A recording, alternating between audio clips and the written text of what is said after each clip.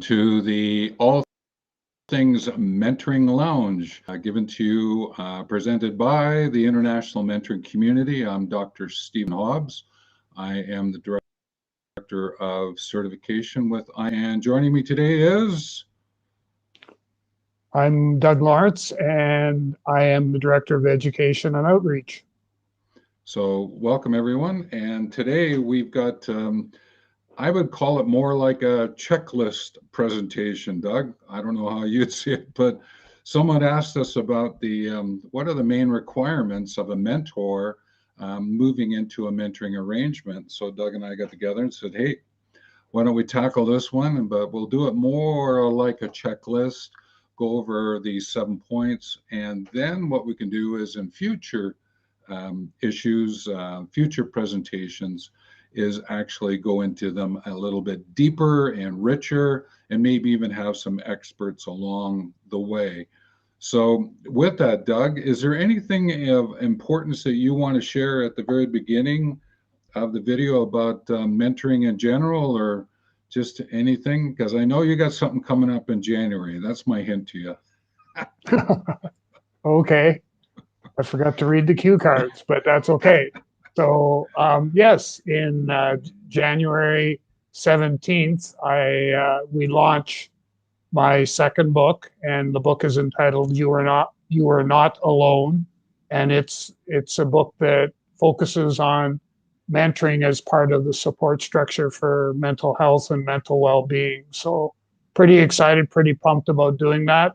We're also hoping to, we've created a book trailer, a little minute and a half video that sort of introduces you to why the book was written. And that's going to be launched next week. That's great.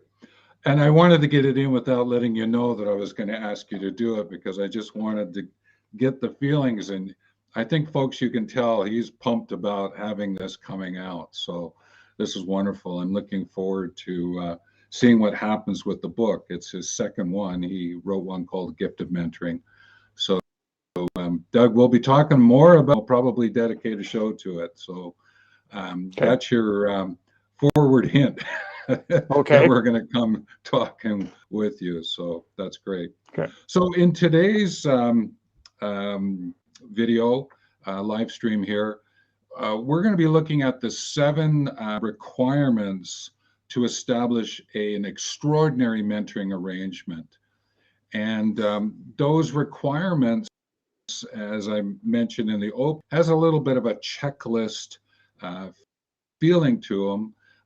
I'm going to be going through them, sort of giving you some sense of pointers. Doug's going to do the same thing.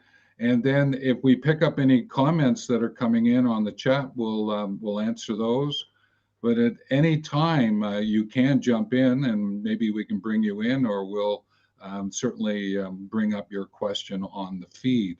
And with that, I just would like to share the following, is that this is from a mentor's perspective. Like a mentee coming in, there are certain things a mentee would be doing as well, but from a mentor's perspective, that's where we're looking at. I sometimes might call it the mentor's gaze, is that they're gazing in, they're getting ready to enter into the arrangement. And a couple of questions they really need to be thinking about before they get into these sort of requirements is, who am I and who am I becoming? Because if we don't go back and just sort of touch base with those questions, we sometimes might go into the mentoring arrangement not quite as prepared as we could. And so I just remind us to ask those questions of ourselves as we enter into any mentoring arrangement. And when you are entering in, then you have to sort of think about it from, what's the situation I'm walking into or going to be sitting at? What are the conditions and circumstances I find myself in?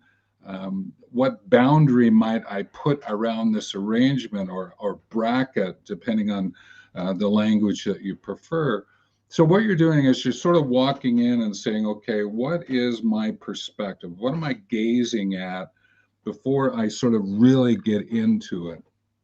And I personally have found that to be so valuable because every time I do a mentoring arrangement, there's always something a little bit different about each one. And it doesn't always have to just be the person, it could be the situation we're finding ourselves in. We often talk about the coffee shop situation or the workplace office situation. There's lots of different things to take into consideration. But I'll give you a couple of words to remind yourself here. There's the social cultural perspective, right? The social situation you're finding yourself, the cultural situation that's assigned to that, and the perspective that you have. Therefore, there is workplace perspectives as well. So let me go back to the first one. The social cultural is that I have found myself in parts of the world where I'm asked to do a bit of mentoring.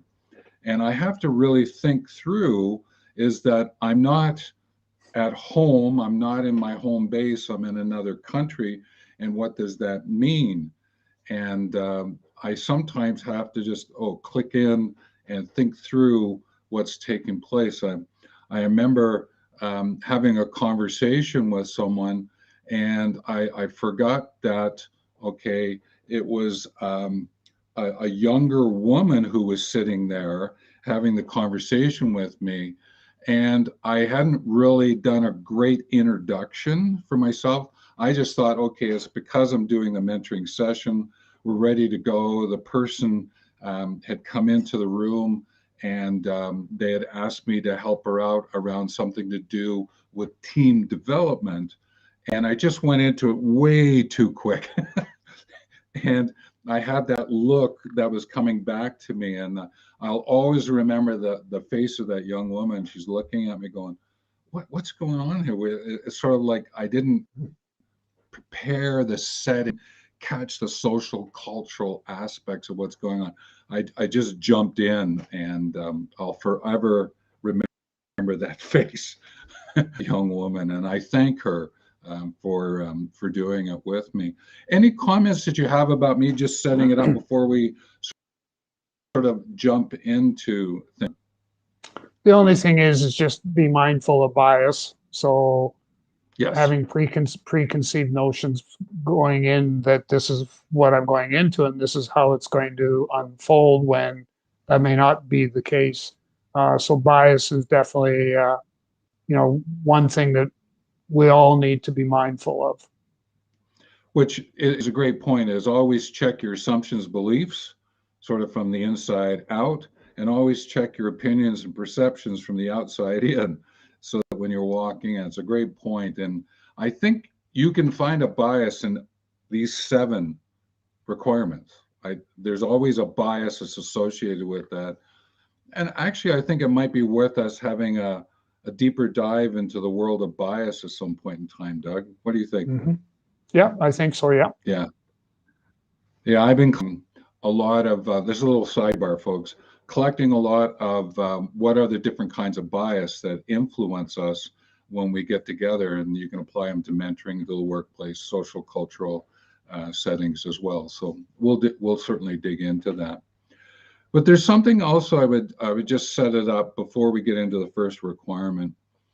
There's something called within, without, between, together, and beyond. It's a way that I talk about what's called the mentoring mannequin model. And what I'm attempting to do is just remind us is that there's things that are going on within us as a mentor, similar to the mentee. And then as we go to present without, as the mentor, I'm presenting without, the mentee is presenting without, and therefore it's between us that we're establishing this arrangement so that we can get together so that we can move beyond. And it's just a really quick way. If it's a tool technique that's of service to you, please use, just remember it's within, without, between, together, and beyond. And each one of them has, to Doug's point, a bit of a bias that goes with it. But there's also these requirements that we're going to be chatting with you now. And And the first one that I wanted to go over is, what's your personal frame of reference when you do walk in? It's sort of, someone might say it's the map, someone might say it's the model, some right, wherever you're coming in. And let me just give you an example. There is this, well, what's the strategy I'm going to be using? What's the structure I'm working in? What's the relationships that are here? What communication styles am I going to use? How am I going to allocate my resources? That's a reference. That's a map that you can walk in with, and you're checking off and going, okay, this is the strategy I think I'm going to use, but maybe it'll shift. And this is the structure is, hey, I prefer to sit with my back to the wall and with my back to the coffee shop, so to speak. So I'm structuring it that way. The relationship might be as the person to give me a bigger introduction, and maybe another person less of an introduction. Just depends. We have this personal frame of reference when we walk in, and whatever way you want to take a look at it, just check it out. I'll give you another very simple one. Vision, systems, persons.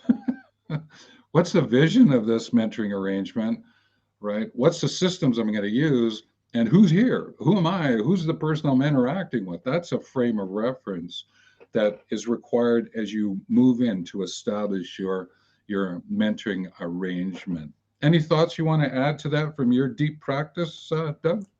Sometimes I'm guided by the expectations that the mentee has of what they hope to walk away from that. So I will customize, model, modify, whatever, my own personal frame of reference to be able to align it with what their expectations are. Yeah, and that's a good point, is that in this establishing of this mentoring arrangement, as quickly as possible, get the mentee involved so that they're giving you, well, I live in Canada, you're 2 toonies worth. Mm. Get the mentee to give you some insights that are going to be helpful to check these requirements, right, and to check the kind of reference that you might be using. You might find yourself, to that story of that young woman around that team development I just shared with you. Woo, I had to do some shifting to establish that mentoring arrangement. So that's one that we wanted to take a look at. Another one that I think is worth considering is this notion of generational characteristics. Now, there are some people who go, throw that away, it has really nothing to do with it. Other people, no, it has a lot to do with it. And this is something you're going to have to check with yourself. Is it important to understand the generational story present? And the way to do that is just check, well, who are you? So, for example, I'm a boomer. And maybe that young woman that I talked about, she was, what was she again? She was Generation X, all right? A very late Generation X. So there is something there that I may have missed, but just to take into consideration, does the generational characteristics have something to? I lean a little bit more towards, it's not absolute. Don't necessarily follow it to the T, but there might be something there that would be of help. I prefer to talk about Generation C rather than X, Ys, and Zs and boomers and traditionalists and the silent generation, the greatest generation. Generation is about the communication component. It's generation. Are we generating the communication necessary to get this mentoring arrangement to unfold the way that it needs to? So that's just some thoughts that I would share at this point in time. Anything you want to add to that, Doug? The one thing that I always encourage mentors to do is to get a fairly basic understanding of the different generations and what their characteristics are, and sort of keep that in your toolbox, in your mentoring toolkit. And the other part is that to you have to be very, very careful that you don't start to stereotype people based on generation. Yes. And I think that's where the people poo-poo it kind of thing is that uh, that bias that we talked about earlier, we lean into it and we start to categorize and things like that, which may not be of any use, right? But at the same time, there might be something in there that might be of value, the generational characteristics. I remember having a conversation with someone, and I pulled out the movie Mr. Holland's Opus, right? And it was talking about legacy and mentoring legacy story. And oh yeah, and they said, yeah, I remember that film, and it was a way to bring things together. So sometimes you can, oh, I thought about this film linked to the person.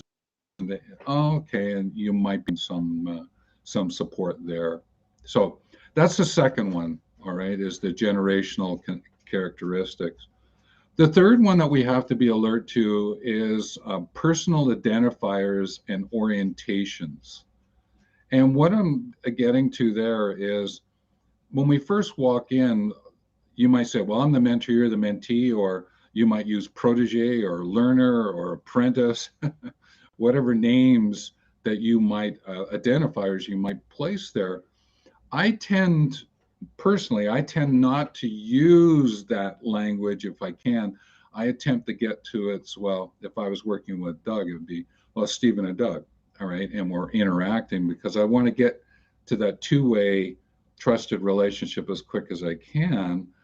But sometimes people get a little stuck in that identifier, and I just ask you to really take a look at that language that you're using. Before we go to the orientation aspect, anything you want to add to that, Doug?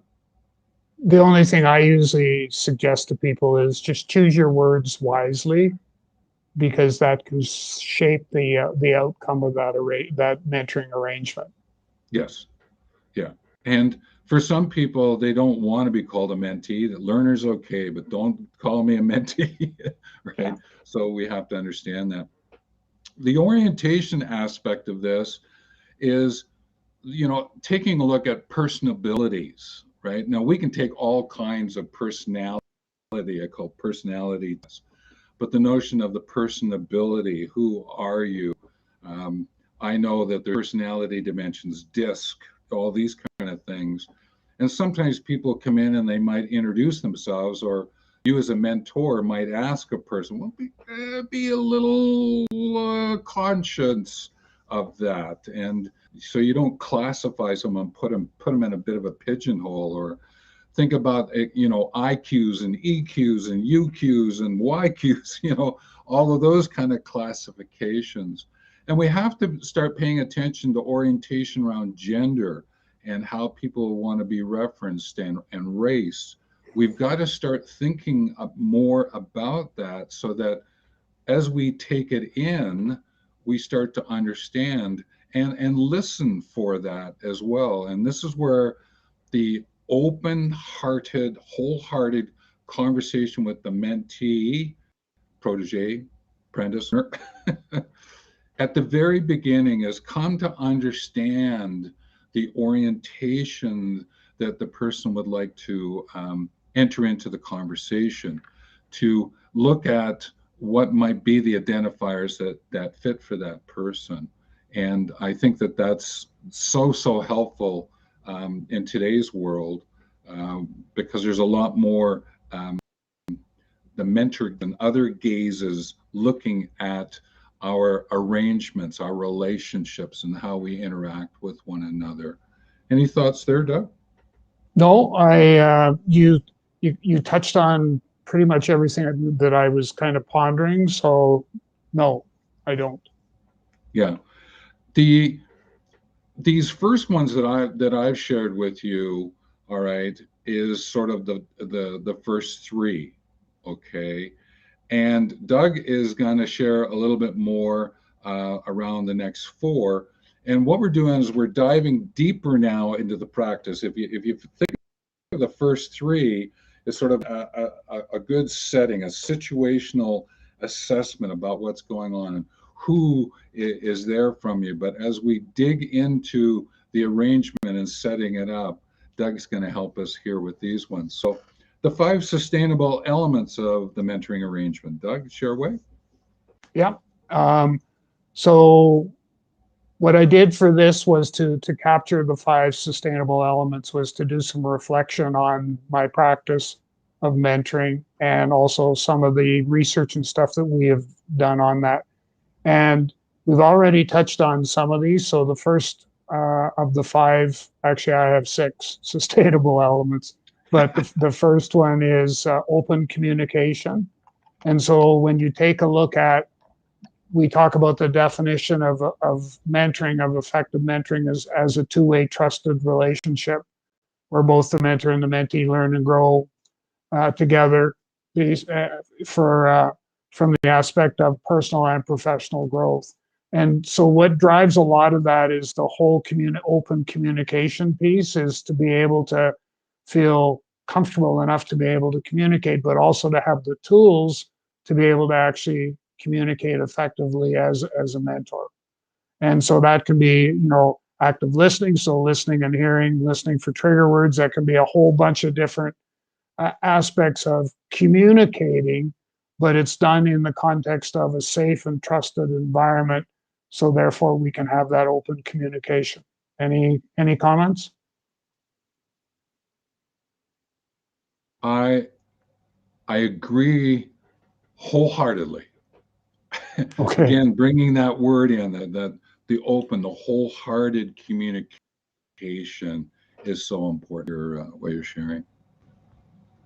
Okay. The second one then is caring personal relationships. If I've heard it once, I've heard it 100 times, is that you really care about me, and because of that, I want to spend more time with you, and I want to, listen to your lived experience. I want to be able to see how does that relate to me. And it's about, as a mentor, being able to demonstrate that the person that's sitting in front of you is someone who you actually do care about.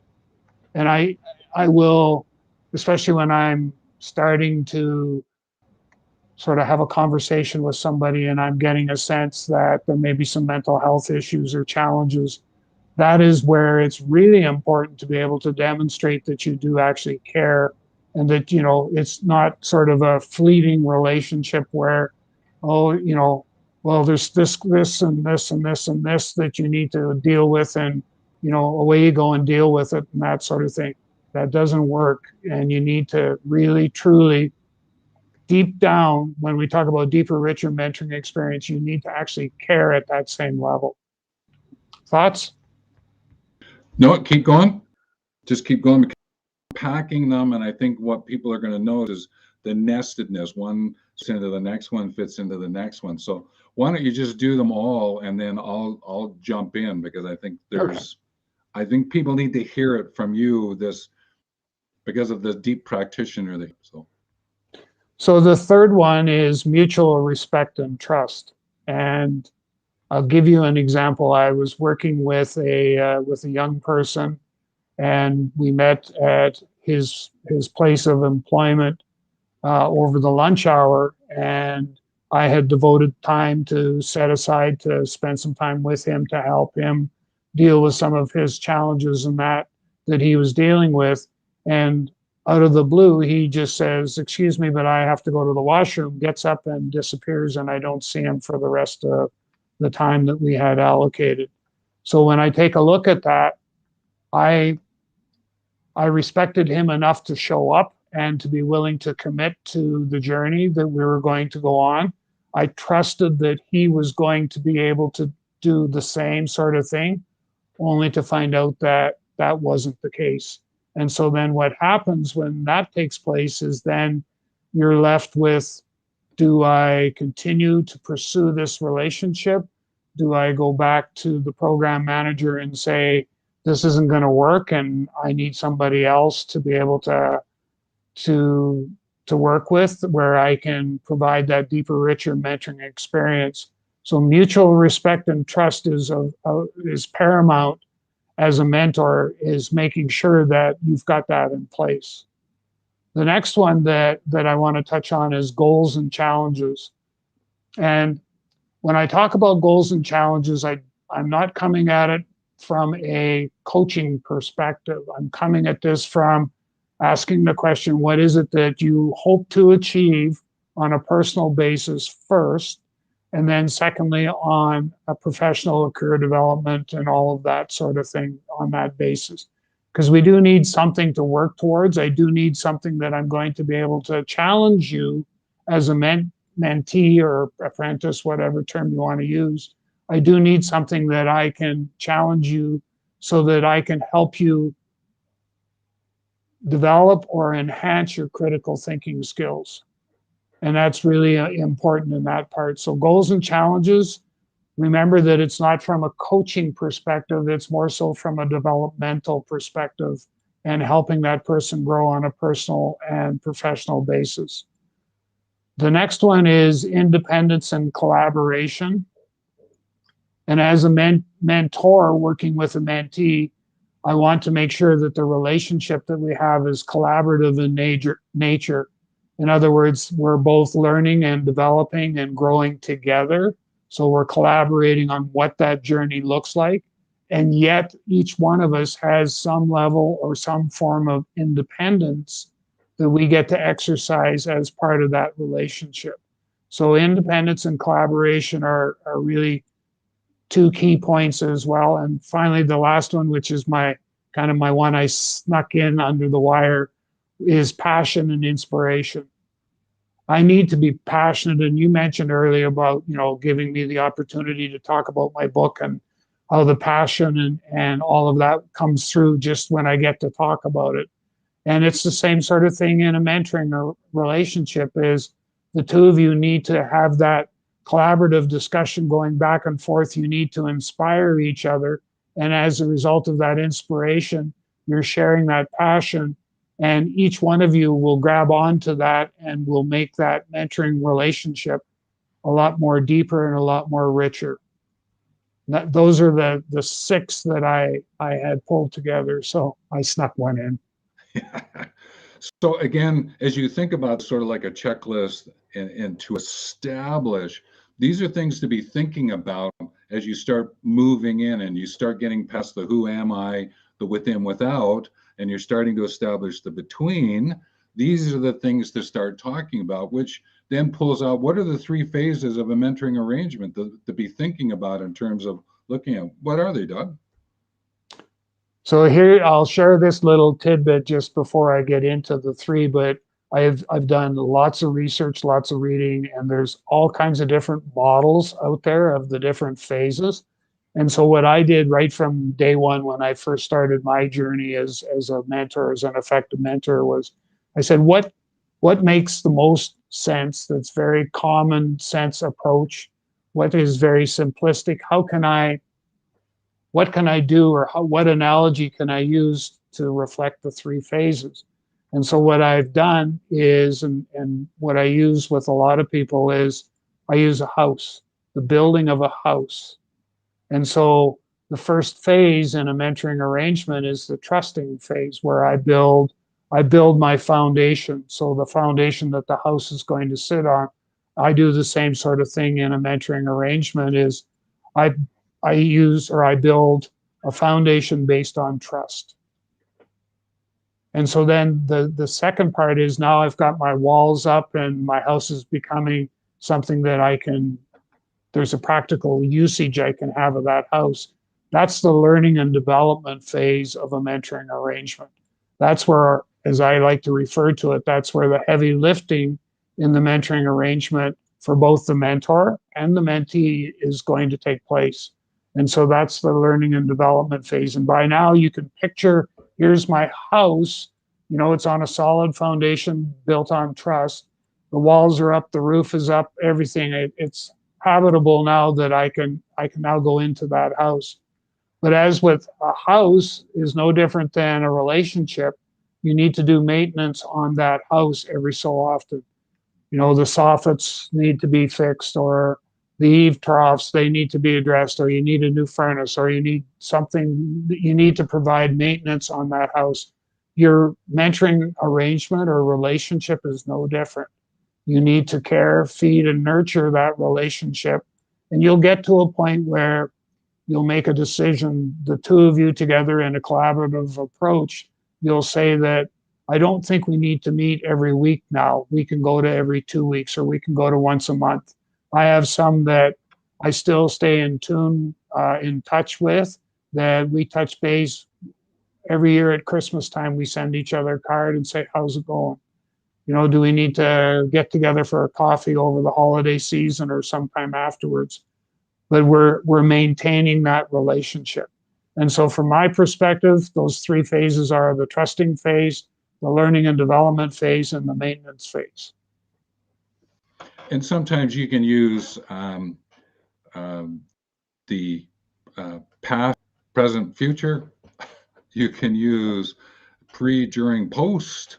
There's other ways you can use, but the one that Doug is giving allows for that, long term, keep moving it forward, keep moving it forward. I was where it was 1 hour. That's all they wanted. They just wanted to touch base with some of my lived experience around workplace. And it was sort of like, here's the pre, here's the post was, thanks very much. Did you get what you needed out of it? Thanks very much. And we closed it off and it was done.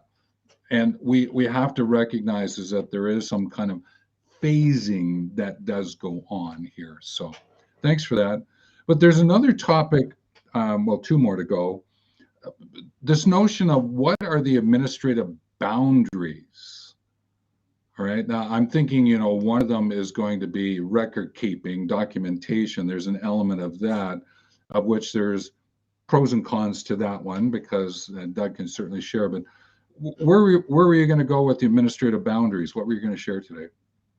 Well, the first thing was definitely for me, the priority, because of the certification process and needing to have a record of all the mentoring and that I've done, is that from my perspective, it's almost paramount that you have a mentoring log and that you keep it up to date.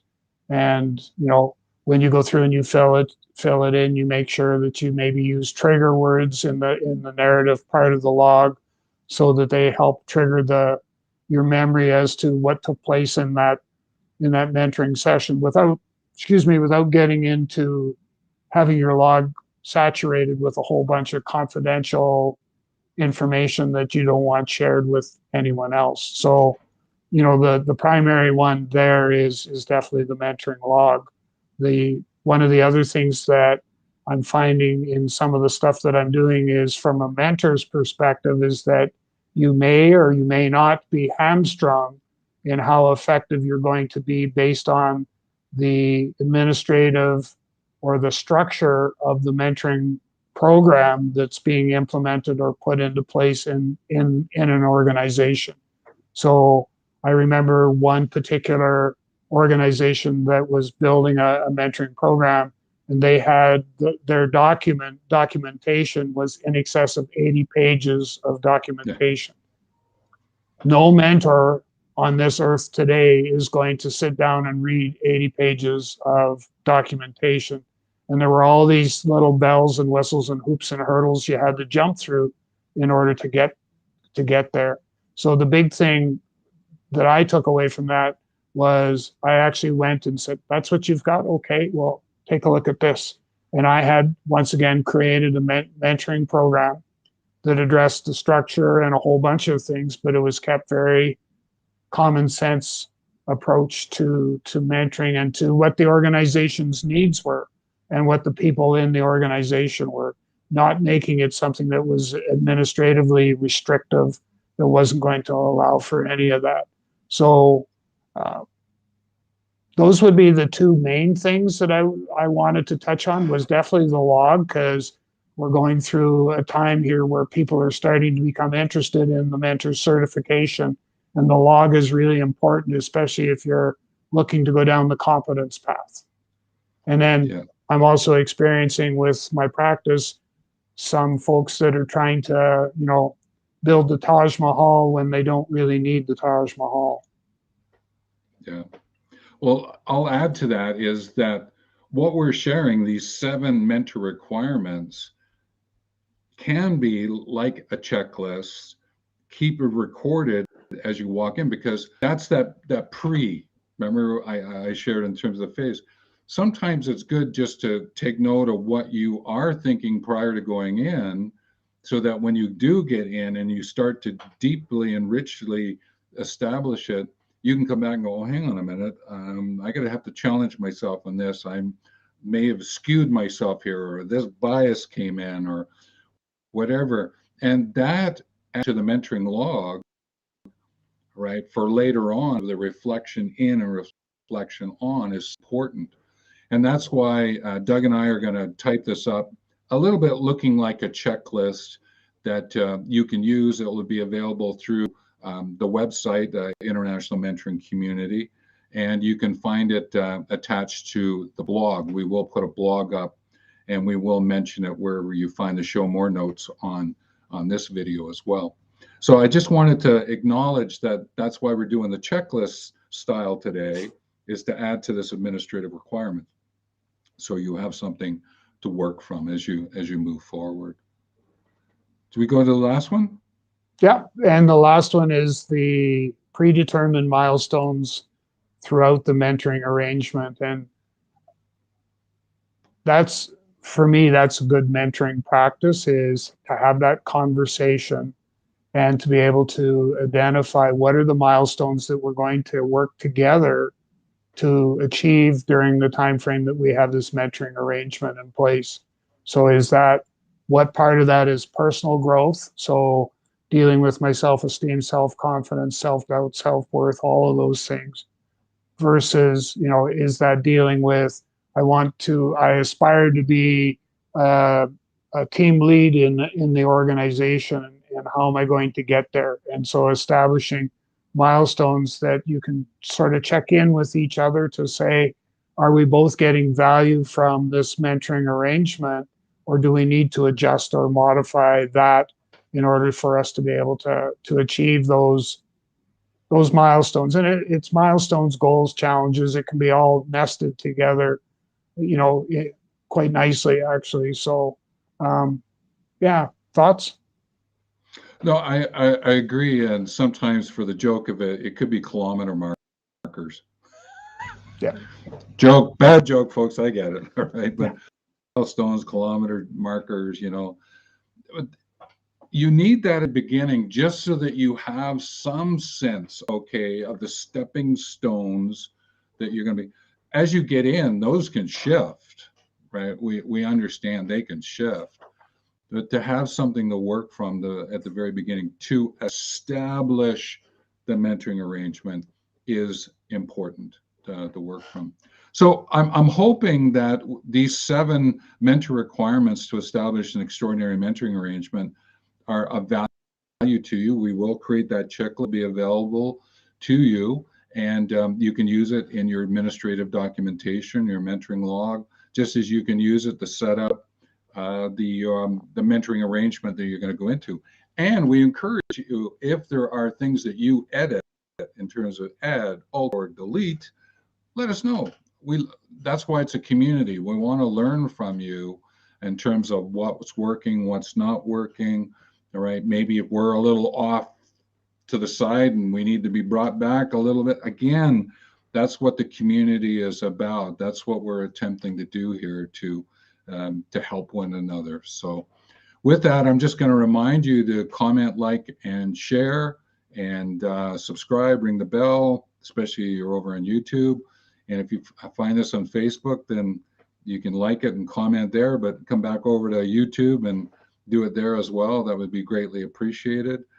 Again, what we do is we get together in the All Mentoring Lounge on the first and third Wednesday of the month on Mountain Time, 10 a.m. 10 a.m. Mountain. We get together, we go live stream, and we will continue to do that. And we will be bringing answers to questions. Like this one got stimulated a little bit. We embellished it a little bit more than what the person, but it's what we do. This is what we're going to be doing with the All Things Mentoring Lounge. And we encourage you to drop over into the internationalmentoringcommunity.com, learn more about the certification that is available to you. And I think you will find that it would be of great value in the world that is unfolding for us and being for the world, looking at being a mentor, serving as a mentor is very valuable and really important. And someday soon, I think what I'd like to do, Doug, is talk about something called jumping the experience queue and how important it is to get the mentor involved with that. So, as all videos, if I'm the one who's taking a bit of a lead, I always give you the opportunity to close it out. Is there anything great importance you want to share with everything before we close down for today's presentation? No, the only thing is that check out You Are Not Alone on Amazon, and it's available for pre-order. How do you like that for a sales pitch right at the There end? you go. There you go, Doug. There you go. All right. So, everyone, take care and enjoy your mentoring. And if not, enjoy considering becoming a mentor. Take care, everyone. Bye-bye.